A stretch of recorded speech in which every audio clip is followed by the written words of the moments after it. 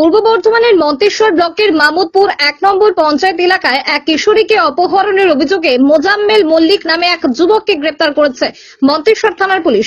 ধৃত যুবকের বাড়ি মামুদপুর ১ নম্বর অঞ্চল এলাকায়। মন্তেশ্বর থানার পুলিশ সূত্রে জানা গেছে, দিন কয়েক আগে ওই নাবালিকার পরিবারের পক্ষ থেকে মন্তেশ্বর থানায় লিখিত অভিযোগ জানানো হয়। অভিযোগপত্রে লেখেন, তাদের নাবালিকা মেয়েকে ভুল বুঝিয়ে নিয়ে গেছে ওই যুবক। পরিবারের অভিযোগের ভিত্তিতে তদন্তে নেমে পুলিশ জানতে পারে হুগলি জেলার হরিপাল এলাকায় রয়েছে ওই যুবক এবং নাবালিকা।